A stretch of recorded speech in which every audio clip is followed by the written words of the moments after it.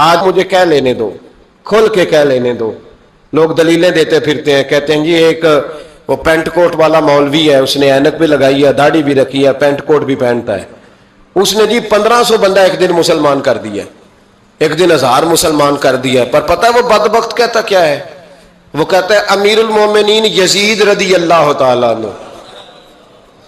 میں کیا کروں اس کے 1500 مسلمان کو یا 2000 اس کے کلمہ اور وہ یہ بڑی دلیلیں دیتا ہے, وہ دلیلیں سنبھال کے رکھے, وہ دلیلیں جو جی بڑے لوگ اس کے ساتھ ہوتے ہیں. تو کربلا کے موقع پر زیادہ لوگ یزید کے ساتھ تھے, زیادہ لوگ. ہم کثرت کے قائل نہیں, ہم حق کے قائل ہیں. ہم اب چھوڑ دو بات, دلائل کی طرف آؤ. عجیب تماشا ہے.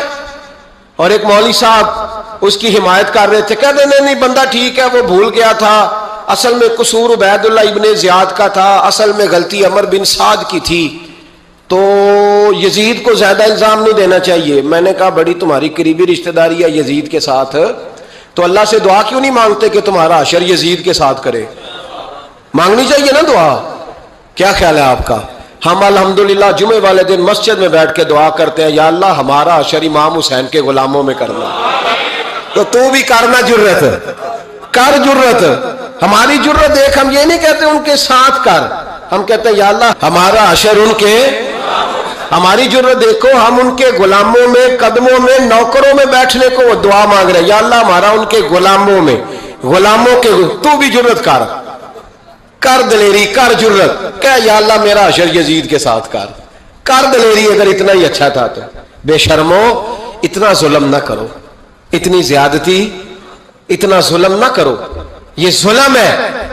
امام حسین جمعے والے دن خطبہ پڑھنے لگے, جمعے سے پہلے امام حسین نے خطبہ پڑھا, اور آپ نے ایک جملہ کہا جو ہمیشہ یاد رکھا جائے گا. آپ نے فرمایا یزید کو جا کے بتا دو کہ مجھ جیسا تجھ جیسے کی بیعت نہیں کر سکتا. او کیا فکرہ ہے امام علی مقام کا. فرمانے لگے مجھ جیسا تجھ جیسے کی بیعت, اور آپ فرمانے لگے بتاؤ اس وقت پوری دنیا میں کوئی نبی کا نواسا موجود ہے میرے سوا؟ حضرت آدم سے لے کر مصطفیٰ کریم تک اس وقت پوری دنیا میں کوئی نبی کا نواسا ہے؟ اور فرمایا اگر میں ہی ہوں پوری کائنات میں. لوگ کہتے ہیں فلانا علامہ صاحب کی تبلیغ بڑی ہے, ہم سے بڑا کون ہوگا تبلیغ کی بات کرنے والا, لیکن ڈرو اللہ سے, ڈرو, گمراہ نہ کرو قوم کو. یہاں تباہی اتر گئی ہے, کوئی بڑی داڑھی رکھ کے معاذ اللہ تعالیٰ اہل بیت کے بارے میں بکواس کرتا ہے, اور کوئی بالکل داڑھی مڈا کے ننگا سر کر کے ممبروں پہ ناچتا ہے اور صحابہ کے بارے میں بکواس کرتا ہے. میرے مصطفیٰ کے پاس اگر ابو بکر آئے ہیں تو وہ بھی شان والے ہیں, اور اگر بی بی عائشہ صدیقہ ان کے بستر پہ رہی ہے تو وہ بھی شانوں والی ہے. مولا علی شیر خدا کے بارے میں جو بات کرے پکا بے ایمان ہے. عجیب تماشا لگ گیا ہے جی. جو رب نبی پاک کے جسم کے قریب مکھی نہیں آنے دیتا, وہ گندا بندہ حضور کے قریب آنے دیتا ہے؟ عجیب تماشا ہے. امت کو تباہ کر رہے ہو, کافر کو موقع دے رہے ہو یہ کہنے کا کہ تمہارے نبی کے پاس بیٹھنے والے ٹھیک نہیں تھے. اگر حضور کے پاس بیٹھنے والے ٹھیک نہیں تھے تو بعد والے کیسے ٹھیک ہو گئے؟ تو یہ باز آنا چاہیے ان بے شرموں کو. یہ امت میں تفرقہ ڈالتے, بے حیائی کرتے. سنو اور یاد رکھو, حضرت امام حسین نے خطبہ پڑھا نا جب جمعے والے دن, فرمایا مجھے پہچانو تو میں کون ہوں؟ تو عمر بن سعد بولا, پکے نمازی بولے. عمر بن سعد کہنے لگا حسین جلدی کر, ہمارا جمعہ لیٹ ہو رہا ہے. بلے ہو نمازیو, جلدی کر ہمارا. آئے ہائے کیا نماز ہے. یعنی نبی پاک کے نواسے کو شہید کریں گے اور شہادت کے بعد جمعہ پڑھیں گے, اور نماز میں کہیں گے اللہم صلی علی محمد و علی آل محمد. ان کو شہید کر کے قتل کر کے جمعے کا خطبہ دیا جا رہا ہے اور نماز پڑھی جا رہی ہے اللہم صلی علی محمد و علی. تو میرا سنی بڑا بھولا ہے, کہتا ہے جی وہ زیادہ نمازیں پڑھتے ہیں. تو زیادہ نمازیں تو عمر بن سعد بھی پڑھتا تھا. تو بھولا او خدا کے. دیکھیں نا جتنی نماز کی اخلاق کی بات شاید میں کرتا ہوں, آپ کو جماعت میں کم لوگ ملیں گے, لیکن یاد رکھنا نماز عقیدہ نہیں, روزہ عقیدہ نہیں. عقیدہ حسین ہے, عقیدہ حسن ہے, عقیدہ علی ہے, عقیدہ عثمان غنی ہے, عقیدہ عمر فاروق ہے. میں اس شخص کو کیا کروں مجھے اس شخص کی کیا ضرورت ہے جو ممبر پہ بیٹھ کے کہتا ہے حسین ابن علی باغی تھے؟ وہ شخص، اس کی نماز روزہ حج زکات دیکھا جائے گا؟ آؤ قرآن مجید سورہ شورا آیت نمبر 23، گھر جا کے قرآن مجید کھولو، یہ والی آیتیں بھی پڑھا کرو، یہ والی بھی کھولا کرو۔ صحابہ جمع ہو کے نبی پاک کے پاس آئے، عرض کی یا رسول اللہ صلی اللہ علیہ وسلم آپ کے خرچے زیادہ ہیں، آمدن کا ذریعہ کوئی نہیں۔ جس طرح آج لوگ ہر پیر صاحب سے نہیں پوچھ رہے، علامہ صاحب سے، کہ آپ کام کوئی نہیں کرتے، کپڑے پھر بھی سفید پہنتے ہیں، کیا ذرائع آمدن ہے، پھر بھی آپ گاڑی میں گھومتے ہیں۔ ہمارا تو پروگرام تھا مولوی بھوکا مر جائے، پر اس کے پاس آتے ہیں تو یہ تازی چائے پلاتا ہے، کیا مطلب، کس طرح کا رویہ ہے؟ صحابہ کے بار وہ یہ نہیں سوچتے تھے آتے کام، وہ کہتے تھے آگے بڑھ کے حصہ ڈالیں۔ وہ سارے آگے بڑھے، کہا یا رسول اللہ صلی اللہ علیہ وسلم اخراجات زیادہ ہیں، ذرائع آمدن بظاہر کوئی نہیں، نذرانوں پہ اعتراض نہ کیا کرو، نذرانہ دینا نبی پاک کی سنت ہے، نذرانہ قبول کر لینا نبی پاک کی، بولو، حضور کی سنت ہے۔ تو صحابہ جمع ہو کے آئے، ایک جگہ پہ میٹنگ کی، کہا تھوڑے سے پیسے ہر مہینے پیش کریں گے۔ تو حضور سے بات کون کرے گا پیسوں کی؟ کہا ہم نے نہیں کرنی، نبی پاک کے چچا جناب عباس کریں گے۔ حضرت عباس رضی اللہ تعالیٰ عنہ کے ذمے لگایا گیا، جناب عباس آئے، حضرت عباس رضی اللہ تعالیٰ عنہ پیسے لے کے آئے، اور سیانے بندے تھے، انہوں نے بڑی سمجھداری والی، عقل مندی والی بات چھیڑی۔ یہ نہیں کہا کہ حضور ہم یہ نذرانہ دیں گے، کہنے لگے یا رسول اللہ ہمیں پتہ ہے آپ کی مذہبی مصروفیت اتنی ہے کہ آپ کو ٹائم نہیں ملتا کاروبار کرنے کا، اگر آپ کام کریں گے تو پھر آپ کس طرح کر کے دین کا کام ہو سکے گا، اور یا رسول اللہ آپ نے جو ہمارے لیے کیا ہے اس کا ہم بدلہ نہیں دے سکتے، ایک حرف کا بدلہ نہیں دے سکتے، حضور یہ تھوڑا سا نذرانہ ہر مہینے لایا کریں گے، قبول کر لیں۔ نبی پاک کے سامنے رکھا ہی تھا کہ اللہ کا قرآن بول پڑا، کا کل لا اسألکم علیہ اجرا، محبوب ان سے فرما دو کہ میں نے تمہارے لیے بڑی تکلیف سہی ہے، پر میں تم سے کوئی اجر نہیں مانگتا، تم سے کوئی اجر نہیں مانگتا، ہاں اگر تم نے کچھ کرنا ہے الا المودۃ فی القربى، تو میرے قریبیوں سے پیار کرتے رہنا، میری ختیجہ سے پیار کرنا، میری عائشہ کا ادب کرنا، میرے قریبیوں کا احترام کرنا۔ یا رسول اللہ ازواج تو گھر میں ہے ہی، قریبی کوئی اور بھی خاص ہے جس کا ادب کرنا ہے؟ تو نبی پاک نے فرمایا ہاں، علی، فاطمہ، علی اور فاطمہ کی اولاد، فرمایا ان کا ادب کرتے رہنا، اس کا مطلب یہ ہوگا کہ تم نے میرے ساتھ بڑا ہی اچھا سلوک کیا ہے، کہا ان کا ادب کرنا، جناب علی، سیدہ فاطمہ، اور دونوں کی ان کا ادب کرنا فرائض دین، اہل بیت کا ادب کرنا فرائض۔ جب کوئی شخص مسلمان ہو جاتا ہے، مومن ہو جاتا ہے، تو پھر وہ ایک بڑے منصب پر فائز ہوتا ہے۔ کلمہ پڑھتے ہی اسے یہ اعزاز نصیب ہو جاتا ہے کہ کنتم خیر امت۔ اب وہ عام لوگوں میں سے نہیں ہے، وہ خاص لوگوں میں سے ہے۔ ضرورت اس امر کی ہوتی ہے کہ وہ اپنے منصب کو پہچانے، اس پر غور کرے کہ دراصل میرا مقام کیا ہے۔ سب سے زیادہ انسان کا نقصان اس وقت ہوتا ہے جب وہ اپنے منصب کو نہیں پہچانتا اور اپنے منصب کے معیار کے مطابق اپنا وقت نہیں گزارتا۔ جب کوئی شخص مسلمان ہو جاتا ہے، مومن ہو جاتا ہے، اللہ کی بارگاہ سے اسے بے پناہ انعامات ملتے ہیں۔ صرف ایک کام پر اسے توجہ کرنی ہے، وہ یہ ہے کہ وہ ایمان کے تقاضوں کو پورا کرے۔ ایمان کے بعد وہ اعمال صالحہ سے اپنی زندگی کو آراستہ کرے۔ عام لوگوں کی طرح، عام انسانوں کی طرح مرضی کا کھانا پینا، مرضی کا سونا جاگنا، مرضی کا آنا جانا اس کا نہ رہے، بلکہ اس کی زندگی محتاط ہو۔ وہ اب شتر بے مہار نہیں ہے، آزاد نہیں ہے، وہ اللہ رسول کا پابند ہے۔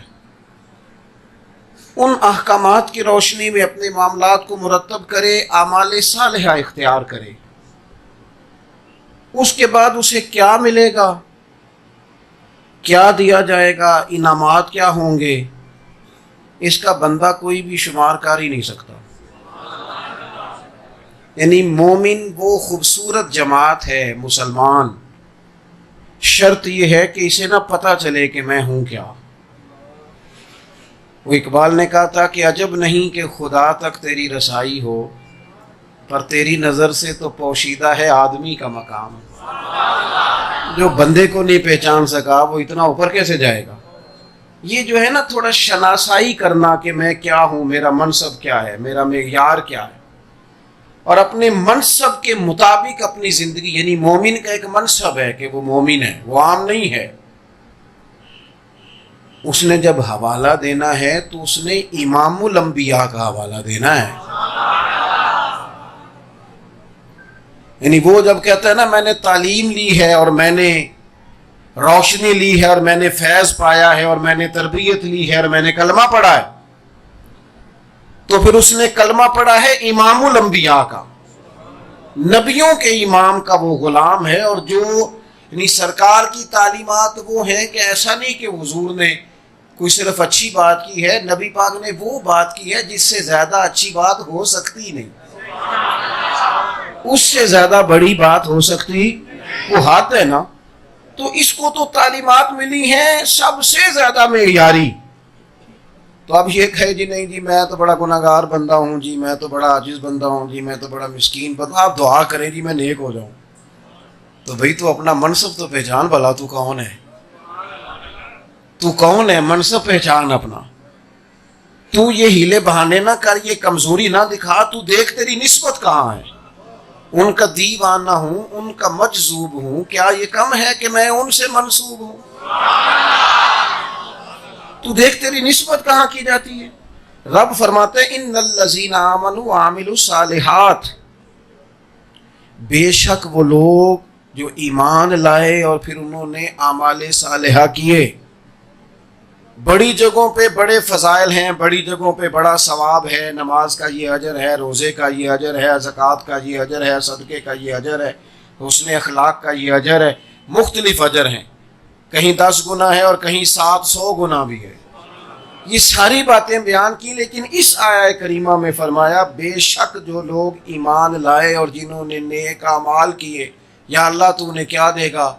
فرمایا لہم اجر غیر ممنون، میں انہیں وہ اجر دوں گا جو کبھی ختم ہی نہیں ہوگا۔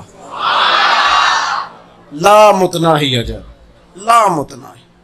شرط کیا ہے؟ کہ انسان اپنے وقت کو بیکار نہ گزارے، یہ نہ ضائع نہ کرے اپنے آپ، یہ ساری زندگی صرف یہی نہ کہتا رہے کہ بس یہ رمضان کے بعد میں نیک ہی ہوں، میں حج کر رہا ہوں اس کے بعد میں بالکل بچے بیال ہوں، پھر میں بالکل، ساری زندگی منصوبہ بندی میں گزر گئی، ساری زندگی ارادوں وعدوں میں بیت گئی، ساری زندگی ہاتھ ہی کھڑے کیے کہ آج کے بعد نماز پڑھوں گا۔ یہ اپنے وقت کو ضائع نہ کرے۔ ہمارے ہاں نا وقت ضائع کرنا سب سے بڑا نقصان ہے۔ مومن کے پاس تو لامتناہی اجر ہے، لامتناہی اجر۔ مومن تو کچھ نہ کرے، صرف مسکرا کے ملاقات ہی کر لے تو محبوب فرماتے ہیں رب اس پر بھی صدقے کا ثواب عطا کر دیتا ہے۔ اور یہ ایز اے اسپیشل کوئی کام بھی نہ کرے، ایز اے اسپیشل کوئی کام نہ کرے کہ میں یہ خاص کر کے یہ کام کرنے لگا ہوں، یہ ایز اے اسپیشل نہ بھی کرے۔ یہ جو روٹین میں کرتا ہے نا وہ صحیح کر کے کرے۔ کوئی نہیں سمجھ آئی آپ کو میری بات؟ جو کرتا ہے نا وہ تجارت کرے روز پیسہ کمائے، کوئی حرج نہیں، صبح شام تجارت کرے، پر سچ بول کے کرے، پر دیانتداری کے ساتھ کرے۔ یہ مومن ہے تو مومن ہو، یہ تجارت ہی کرے، کوئی منع نہیں، اس کو کوئی نہیں کہہ رہا کہ تو دکان چھوڑ کے آ، فرائض ادا کرے، نماز پڑھے، روزہ رکھے، کھل کے کرے تجارت، پر تجارت حضرت ابو بکر صدیق سے سیکھ کے کرے، حضرت عثمان غنی سے سیکھ کے کرے تجارت، کون منع کرتا ہے؟ پر سیدنا عبد الرحمن ابن عوف سے سیکھ کے کرے، کون منع کرتا ہے؟ تجارت کرے، دکان پہ بیٹھے کاروبار کرے، یہ ملکوں میں جائے کرے، کوئی منع نہیں کرتا، بلکہ سیاستہ میں حدیث موجود ہے، میرے نبی پاک علیہ الصلوۃ والسلام نے فرمایا تو سچ بول کے تجارت کر، اللہ قیامت کے دن تجھے نبیوں کے ساتھ جگہ عطا فرمائے گا۔ تو بے شک عمرے تھوڑے بھی کر، پر تجارت سچ بول کے کر۔ تو بے شک صدقات و خیرات نفلی تھوڑے بھی کر، لیکن تجارت، ناراض ہو گئے آپ لوگ، تجارت سچ بول کے، جو کام کرتے ہیں وہ کام تجارت سچ بول کے کر اس کے اندر۔ اور پھر ایک کام اور ہے، تاجر مالدار لوگ نفلی صدقات تھوڑے بھی کریں، لیکن وہ تھوڑی نا غریبوں پر ویسے ذرا نرمی کر دیں۔ میں محفل نعت کا بڑا سپورٹر ہوں، مخالف نہیں ہوں، بہت بڑا سپورٹر ہوں۔ نعت تو ہمارا ایمان ہے، نعت تو ذوق ہے، لیکن ایک بہت بڑی محفل نعت کے سٹیج سے میں نیچے اتر رہا تھا تو ایک شخص مجھے بڑے 30 سیکنڈ کے لیے صرف ملے ہوں گے، تو میرے کان میں کہنے لگے، مزدور آدمی ہوں، بہانہ ڈھونڈا ہے پیغام پہنچانے کا، یہ بڑی محفل کرانے والے سیٹھ صاحب سے کہنا ہم ان کے ملازم ہیں، کو مہربانی ہم پہ بھی کر دیا کرے، تھوڑی آج بھی کیتی جاندے ہو، نال لہو بھی پیتی جاندے ہو، کھو کے مال یتیماں دا تے بھیج مسیتی جاندے ہو۔ پھٹ دلاں دے سیندے نہیں، پھٹ دلاں دے سیندے نہیں۔ یہ دیکھو درویش کا درد کیا ہے، وہ کہتے ہیں تسی پھٹ دلاں دے سیندے نہیں، ٹوپیاں سیتی جاندے ہو، نفس تے چھری پھیر دے نہیں تے دمبے کیتی جاندے ہو، فرض پلائی بیٹھے ہو بس نفل ہی نیتی جاندے ہو، او دسو تے سی بلے شانو ایک ہی کیتی جاندے ہو۔ یہ کون سا سبق یاد کیا ہے؟ من چاہی زندگی والا، اپنی طبیعت کے مطابق چیزوں کو لینے والا، سچ بول کے تجارت۔ نبی پاک صلی اللہ تعالی علیہ وسلم نے فرمایا قیامت کے دن اللہ تبارک و تعالی ایک تاجر کے لیے فرمائے گا کہ جا میں نے اپنے فضل سے تجھے جنت عطا کی۔ رب کا بندہ ہے، احساس بڑا ہے، طبیعت بڑی نرم ہے، عرض کرتا ہے مالک میں گناہگار ہوں، اور من آنم کے من دانم، جو میں ہوں میں جانتا بھی ہوں، اللہ مجھے اپنے اعمال کا پتہ ہے، پر یہ مہربانی میرے لیے اتنا کریمانہ فیصلہ کہ میرے لیے جنت کا اعلان، مجھے پتہ چل جائے کہ وہ کیا چیز سبب بنی تھی میرے جنت میں جانے کا۔ تو حضور فرماتے ہیں رب کریم اس بندے سے فرمائے گا تو تجارت کرتا تھا، پھر کچھ لوگ ادھار بھی لے جاتے تھے، پھر تو اپنے پیسوں کے تقاضوں کے لیے اپنے ملازمین کو بھی روانہ کرتا تھا، مالک میں کرتا تھا، تو رب فرمائے گا تو کہا کرتا تھا کہ جو جان بوجھ کے نہ دے اس پہ سختی کرنا، اور جو تنگ دست ہو اسے گنجائش دے دینا، کوئی نہیں ہمارا کام چلتا ہے، آ جائیں گے پیسے، جو تنگ دست ہو اسے مہلت دینا تم کہتے تھے، مالک میں کہتا تھا، تو رب فرمائے گا تو دنیا میں میرے بندوں پہ آسانی کرتا تھا، میں تیرے اوپر آسانی نہ کروں، تیرے اوپر مہربانی نہ کروں؟ خدا کے بندے تو ہیں ہزاروں، بنوں میں پھرتے ہیں مارے مارے، میں تو اس کا بندہ بنوں گا جس کو خدا کے بندوں سے پیار ہوگا، اور یہی ہے ذوق عبادت کی انتہا ساگر، یہی ہے ذوق عبادت کی انتہا ساگر۔ او غم حیات کے ماروں کا احترام کرو، غم حیات کے ماروں کا احترام کرو، کچھ زندگی سے نفع لیں، اب اور کچھ نہیں کر سکتے تو اپنا کام ہی صحیح کر کے کریں۔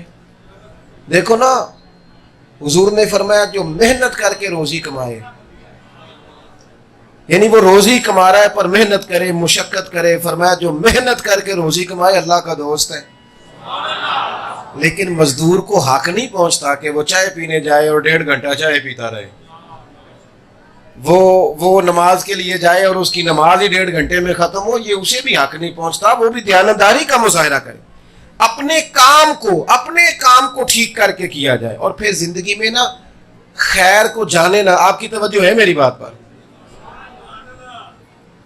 اپنے کام کو ٹھیک کر کے کیا جائے اور نیکی جانے نہ دی جائے، خیر کا کام جلدی سے کر لیا جائے، جلدی سے۔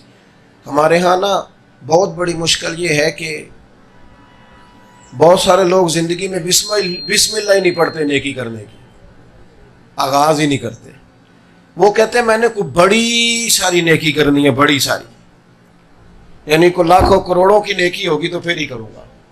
خیر کا کام جو ہاتھ آتا ہے وہ کر دیں۔ مسجد میں کروڑوں لگانا ہی صرف نیکی نہیں، مسجد میں جھاڑو دینا بھی نیکی ہے، یہ بھی نیکی ہے، چلو یہ والی کر لیں، یعنی کبھی کبھی موبائل چھوڑ دینا بھی نیکی ہے، اس پر بھی تھوڑی توجہ کر لیں کہ اور بھی کچھ غم ہے زمانے میں محبت کے سوا۔ عزیز دوست، کوئی خیر کا کام ہم سے ہو جائے، کوئی، نبی پاک صلی اللہ تعالی علیہ وسلم نے فرمایا ایک شخص نے دیکھا کہ مسلمانوں کے رستے میں درخت ہے اور وہ تکلیف دیتا ہے۔ ویسے تو اسلام درخت لگانے کی بات کرتا ہے، لیکن وہ درخت تکلیف دیتا تھا۔ بعض روایات میں یہ بھی ہے کہ کانٹے دار تھا، اور بعض میں ہے کہ بیچ لگا ہوا تھا بالکل مین سڑک کے، تو لوگوں کو دشواری ہوتی تھی۔ ایک شخص نے کہا، وہ ہمارے یہاں پتہ کیا ہوتا ہے، کوئی کھڈا چھوٹا سا پڑ جائے نا کہیں، تو روز لوگ وہاں سے گزرتے ہیں، روز تبصرہ کرتے ہیں، دیکھو جی یہ کھڈا نہیں گورنمنٹ بند کر رہی، بھئی یہ تو اتنا مشکل کام ہی نہیں جس کے لیے پہلے اسمبلی میں بل پاس کیا جائے۔ آپ کی گلی ہے، آپ کا بازار ہے، آپ تھوڑی دیر کے لیے گاڑی سائڈ پہ کریں اور تھوڑی سی مٹی ڈلے گی، اس کو بند کر دیں، بڑے سارے لوگ تکلیف سے بچ جائیں گے۔ لیکن کیونکہ مزاج تبصروں کا ہے، میں ایک جگہ پہ تھا، کچھ زیادہ بڑے لوگ وہاں جمع تھے، تو چونکہ ہم نے ٹائم گزارنا ہوتا ہے تو اس کے لیے بہترین یہ ہے کہ پاکستان پہ تبصرہ کرو، اور تبصرہ بھی یہ کرو کہ پاکستان کی کوتاہیاں بیان کرو۔ یہ آج کل ہماری ہابی ہے، یہ غیروں کو نہیں کام کرنا پڑ رہا، ہم سارا خود ہی کر لیتے ہیں۔ کمزوریاں بیان کرو مولویوں کی، پیروں کی، اور اس کے بعد سیاستدانوں کی، پھر فلانے کی، شروع ہو جاؤ۔ ایک صاحب مجھے کہنے لگے حالات کیسے چل رہے ہیں، میں نے کہا بڑے اچھے، اللہ کا بڑا، وہ پریشان ہی ہو گئے بہت زیادہ، جس طرح آپ نہیں ہو گئے ساری، وہ بھی سارے پریشان ہو گئے کہ حالات اچھے چل رہے ہیں۔ میں نے ان سے کہا پتہ مسئلہ کیا ہے میرا اور آپ کا، ہم رہتے ہیں ناراض لوگوں کے درمیان، ہر بندہ کسی نہ کسی سے ناراض ہے، ہم نہ ناراض لوگوں کے درمیان رہتے ہیں، لہٰذا ہم سارے بھی ناراض ہی رہتے ہیں، جس سے دیکھ لیں وہ کسی نہ کسی سے۔ ہم نہ خوشیاں بانٹنا نہیں چاہتے، خوش ہونا نہیں چاہتے، خوشی تقسیم نہیں کرنا چاہتے، لہذا ہم نے اس کا حل یہ نکالا ہے کہ کوتاہیاں بیان کرو، کمزوریاں بیان کرو۔ مسلمان کی یہ شان ہے، مسلمان تو حالات کا رخ بدل دیتا ہے، وہ تو اپنے حصے کی ڈیوٹی کرتا ہے، اپنے حصے کا کام کرتا ہے۔ نبی کریم صلی اللہ تعالی علیہ وسلم نے فرمایا بیچ درخت لگا تھا اور وہ کانٹے دار ہوگا، جھاڑیوں والا ہوگا، وہ تکلیف دیتا تھا۔ ایک شخص نے سوچا یار کب تک اس پر تبصرے ہوں گے، لوگ گزرتے تکلیف ہوتی، اکیلے بندے نے فیصلہ کیا کہ میں یہ درخت کاٹوں گا، اکیلے بندے نے، اس نے فیصلہ کیا، اور پھر وہ اکیلا لے کے آیا کلاڑی، اس اکیلے نے وہ درخت کاٹا، اس نے رستے میں سے درخت کاٹ دیا، محبوب فرماتے رب نے اس کے لیے جنت کا فیصلہ فرما دیا۔ لیکن وہ ہمارے ہاں یہ مزاج ہے کہ میرے کرنے سے کیا ہوگا، چھوٹی سی لوگ، چھوٹا سا لوگ تنکا جلاتے ہیں تو آگ پوری پھیل نہیں جاتی، تو اگر آگ جلانے والے ایک چنگاری سے پھیلا دیتے ہیں تو بھائی بجھانے والے بھی ایک قطرے سے بجھا سکتے ہیں۔ لیکن شکوہ ظلمت شب سے تو کہیں بہتر تھا اپنے حصے کی کوئی شمع جلاتے جاتے۔ ہم کوئی کام سٹارٹ کرنے کو، شروع کرنے کو تیار، مزاج تبصروں کا ہے، مزاج تجزیے کا ہے، مزاج رپورٹنگ کا ہے، مزاج یہ ہے کہ گفتگو کرو، نشستن گفتن برخاستن، بات کرو، بیٹھو، گپ شپ کرو، اٹھ کے چلے جاؤ، اپنی زندگی سے کوئی نفع لیں، پہچانے کہ ہمارا اعزاز کیا ہے، ہم کیا کر سکتے ہیں، کچھ فائدہ کریں اپنے آپ سے، کچھ شروع کریں، کہیں سے آغاز کریں، کوئی ایسا سلسلہ۔ یہ عارف رومی رحمۃ اللہ علیہ فرماتے ہیں کہ ایک علاقے کے اندر ایک بیماری بڑی پھیل گئی تھی، تو اس کا علاج ایک جڑی بوٹی سے ہونا تھا، تو جڑی بوٹی بہت اونچی تھی، 4 پہاڑ تھے اوپر نیچے، اور وہ پہاڑ کراس کر کے وہ جڑی بوٹی تھی، تو طبیب کہتے تھے وہ جڑی بوٹی اگر وہاں سے آ جائے، پہاڑ تھے ڈھلان والے، جو بندہ پیر رکھتا پھسل جاتا۔ اب علاقے کے لوگ بیمار ہیں، ضرورت بڑی زیادہ ہے، کیسے اتنے بڑے ٹارگٹ کو اچیو کریں، مشکل ہو رہا ہے۔ ہر روز فیصلہ ہوتا کیا کریں، اٹھتے چلے جاتے، روز بیٹھک بیٹھتی، ایک بندہ بیچ میں سے اٹھا, اس نے کہا یار یہ ساری زندگی سوچتے رہنا بھی کوئی کام ہے؟ اٹھ باندھ کمر کیوں ڈرتا ہے, پھر دیکھ خدا کیا کرتا ہے. یہ کیا بات ہوئی, ساری زندگی طے کرنا کہ کرتے ہیں دیکھتے ہیں. اس نے کدال پکڑی, ہتھوڑا پکڑا, سامان پکڑا, اوزار پکڑے اور پہلا پہاڑ کاٹنا شروع کر دیا. ہمارے ہاں حوصلہ افزائی کا مزاج بھی بڑا تھوڑا ہے, بڑا تھوڑا ہے. بلکہ کوئی بندہ کسی کے حق میں بات کرنے لگے, ابھی وہ پوری کرتا نہیں تو ایک بندہ کہتا وہ تو ٹھیک ہے پر انہوں نے میری کوئی نہیں مانی تھی. وہ فوری طور پر ایک نئی بات بیچ میں وہ بیان کر دیتا ہے, ممکن ہی نہیں ہوتا کہ بات وہ تکمیل تک جائے. اس نے نا ایک پہاڑ کاٹنا شروع کیا تو جو پاس میں سے آتا کہتا بیوقوف ہے تو, کہاں تو ایک بندہ کہاں چار پہاڑ, کیسے کاٹے گا. اس نے کہا یار اگر ساتھ نہیں دے سکتے تو حوصلہ تو لانا توڑو. اچھا چلے ایک سوال پوچھتا ہوں آپ سے روک کے, آپ کو میری باتوں کی سمجھ تو آ رہی ہے؟ چلے سبحان اللہ نہ کہیں, ہلکا ہلکا ایسے ایسے تو کریں, پتہ چل رہا ہے, سمجھ آ رہی ہے. سر مصیبت یہ ہے کہ موبائل بڑا تحفہ ملا ہے ہمیں, پکا گفٹ مل گیا ہے. یہ تو پہلے تو ہم بچوں کو کہتے تھے نا کہ چلو مہربانی کرو موبائل ذرا بند کر دو, اب تو بزرگوں کو کہنا پڑے گا, والد صاحب کو کہنا پڑے گا کہ 10 منٹ چھڑیا کرو, بالاں دا بھی حال چال پوچھو. ناراض ہو گئے آپ لوگ؟ میں صحیح کہہ رہا ہوں آپ سے. سیانے لوگ, سمجھدار لوگ, معاملہ فہم, ان کو کہنا پڑے. آج میں نے جمعے کے بعد کچھ دوستوں سے کہا, میں نے کہا میں آپ پہ پابندی لگاتا ہوں, آئندہ جمعے آپ مجھے نظر آئیں تو آپ کے ہاتھوں میں تسبیح ہوں. اس لیے کہ ہمارے ہاتھ میں تو تسبیح ہوتی تھی. یہ کون چھین کے لے گیا اور موبائل دے گیا؟ تسبیح ہوتی تھی. اور تسبیح کا کمال یہ ہے ہاتھ میں ہو تو چلتی بھی ہے اور کچھ نہ کچھ بندہ پڑھ بھی لیتا ہے. لیکن یہ کیا ہوا, کون لے گیا ساری چیزیں؟ بہرحال یہ عنوان نہیں. ایک بات آپ سے پوچھنی ہے, 1,24,000 کم و بیش نبی دنیا میں آئے. کسی نبی کا کلمہ 4 لوگوں نے پڑھا, کسی کا 10 نے پڑھا ہے, پر نبی سارے کامیاب گئے. مجھے بتاؤ کامیاب گئے کہ نہیں؟ کامیابی کا مطلب کیا یہ ہوتا ہے کہ انقلاب برپا ہی ہو جائے؟ کامیابی تو یہ ہے کہ آپ نے ڈیوٹی پوری کی کہ نہیں کی. آپ, یہ تو حکم ہی نہیں ہے کہ گن پوائنٹ پہ لوگوں کو مسجد لے کے آنا ہے, آزان وقت پہ دینی ہے, مسجد ٹائم پہ کھولنی ہے. نبی سارے کامیاب ہو کے گئے, سارے. اگرچہ کلمہ کسی کا چند لوگوں نے پڑھا, کسی کا چند 100 نے پڑھا. نبی کیوں کامیاب گئے؟ کہ وہ جو کام کرنے آئے تھے وہ کام انہوں نے توجہ سے کیا ہے, ڈیوٹی انہوں نے صحیح کر کے کی ہے. ہم نا ڈیوٹی نہیں, وہ شخص کاٹ رہا ہے پہاڑ, لوگ اسے کہہ رہے کیسے کٹے گا. اس نے کہا یار چلو تعاون نہیں کر سکتے, حوصلہ شکنی تو نہ کرو. اس نے ایک پہاڑ کاٹا, سالوں لگ گئے. دوسرا کاٹا تو پھر سالوں لگ گئے. سال بیت گئے, زمانہ گزر گیا. بوڑھا ہو گیا, بیمار ہو گیا. 2 پہاڑوں پہ سیڑھیاں بنا سکا تھا کہ موت کا وقت آ گیا. اب چونکہ سیڑھیاں بن گئی تھی, لوگ آ جا رہے تھے تو کہنے لگے کیا ملا تجھے, نتیجہ کیا نکلا؟ جڑی بوٹی تک پہنچ نہیں سکا, ابھی 2 پہاڑ پڑے ہیں اور تیری موت کا وقت آ گیا ہے. اس چیز کی ضرورت ہے میرے وطن کو, میرے ملک کو اس شے کی ضرورت ہے. آج بستر مرگ پر اس شخص نے آنکھیں کھولی, اس نے کہا تمہیں پتہ ہی نہیں میں کامیاب کتنا ہوا ہوں, تمہیں پتہ ہی نہیں میں نتیجہ کتنا لے کے دنیا سے جا رہا ہوں, تمہیں خبر ہی نہیں. نے کہا کیا مطلب؟ کہنے لگا میں نے آدھا رستہ آسان کر دیا ہے, آدھا رستہ میں نے آسان کر دیا ہے. اب جو میرے بعد آئے گا نا وہ 0 سے شروع نہیں کرے گا, وہ 3 سے شروع کرے گا. اور میں نے آدھی مشکل تو حل کی. ہمارے ہاں کوئی آدھا سفر بھی آسان نہیں کرتا, چلو آدھا تو آسان ہو جائے.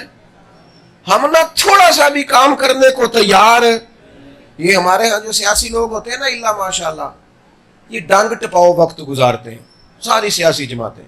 الیکشن قریب آ گئے تو کچھ سستی کر دو, کو تھوڑا پیکج دے دو, کو تھوڑا یوں کر دو, صرف تھوڑا سا لوگوں کے دلوں کو نرم کرنے کے لیے. کوئی مستقل بنیادوں پر پالیسیاں وضع نہیں کی جاتی, تھوڑا سا ماحول بس بنایا جاتا ہے. عزیز دوستو, اپنی زندگی سے کوئی کام لینا ہے, مومن کے لیے نہ ختم ہونے والا اجر ہے. بس شرط یہ ہے کہ ہم نے کچھ کرنا ہے. اپنی زندگی کسی کام پہ لگانی ہے، اس سے کوئی نفع لینا.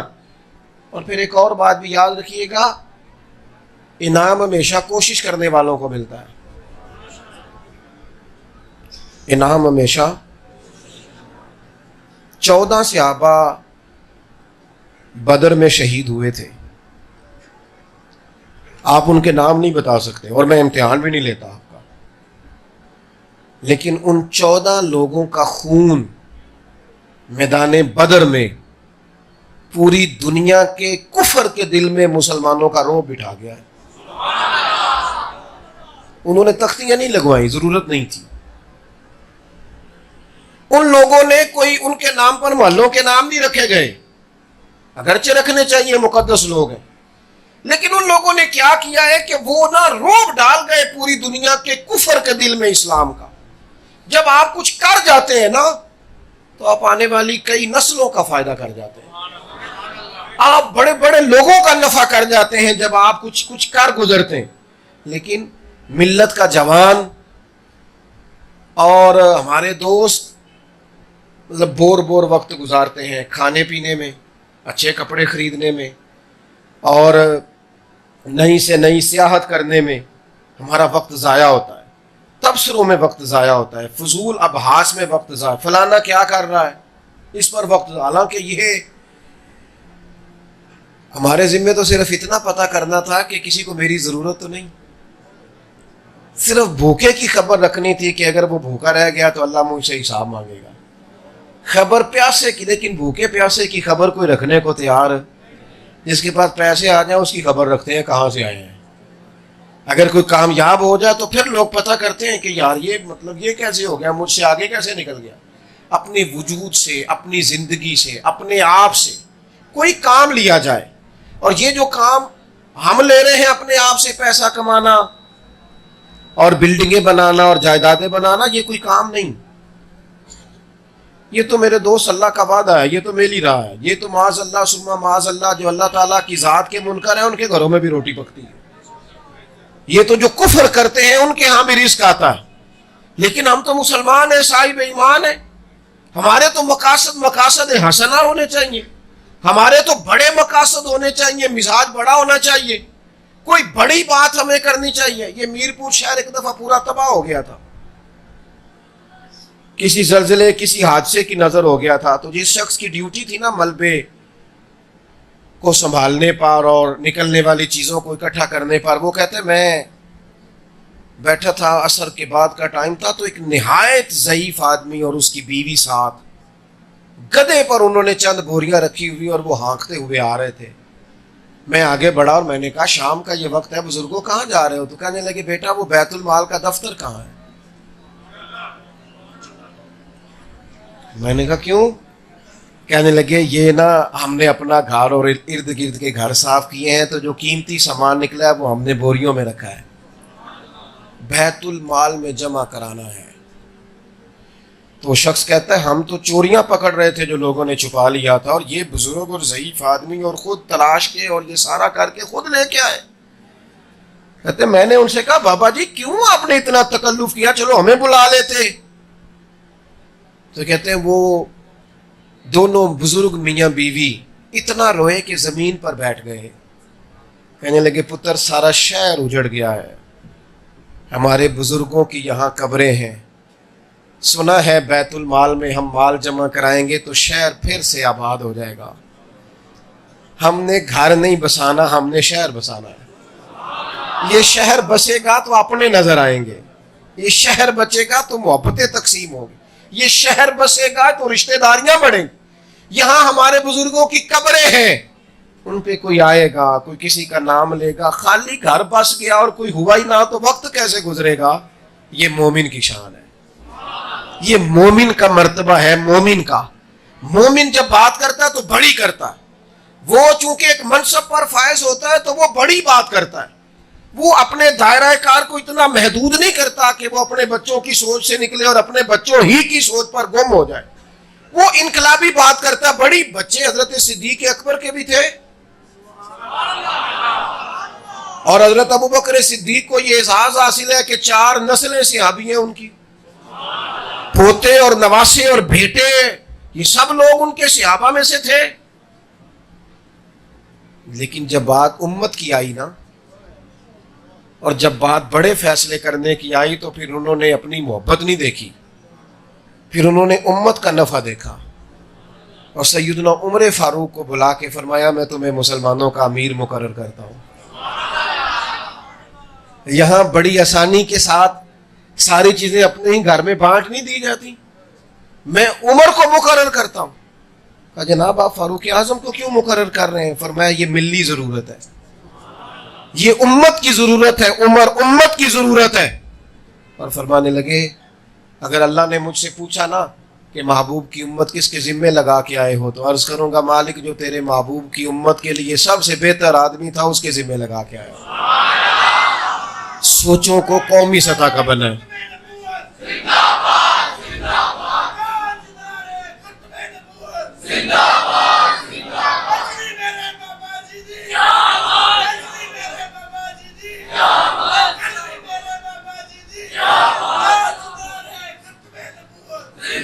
اپنی سوچوں کو اللہ جزا دے، آپ اللہ کو دے. اپنی سوچوں کو قومی بنائیں، سوچوں کو ملی بنائیں، سوچوں کو عالمی بنائیں. سوچیں تو ذرا بڑا کر کے سوچیں، سوچیں تو ذرا توانا ہو کے سوچیں. جب آپ اپنے آپ سے کوئی کام لینے لگے تو کوئی بڑا کام لیں. کوئی نبی پاک صلی اللہ تعالیٰ علیہ وسلم کی بارگاہ میں آ کے ایک صحابی نے پوچھا تھا یا رسول اللہ میری والدہ کا انتقال ہو گیا، وہ ایک غلام آزاد کرنا چاہتی تھی. ہمارے ہاں سالے ثواب کرتے ہیں نا کچھ لوگ، تو پکا ہی انہوں نے روٹین رکھی ہے کہ یہی پکائے گی ساری برادری. بھئی یہ سالے ثواب کرنا ہے تو آپ ضرورت کے مطابق کریں. مجھ سے ایک دوست نے پوچھا، میرے جاننے والے تھے، کہنے لگے سالے ثواب کرنا ہے والدین کو کیا کروں؟ میں نے کہا وہ حویلی آپ نے ایک جگہ بنائی ہے، وہاں لوگوں کا رستہ تنگ ہو گیا ہے، وہ تھوڑا سا رستہ کھول دیں، انشاءاللہ آپ کے والدین کو بڑا ثواب ملے گا. لوگ ذرا آئے جائیں گے تو آپ کے والدین کو ثواب ملے گا.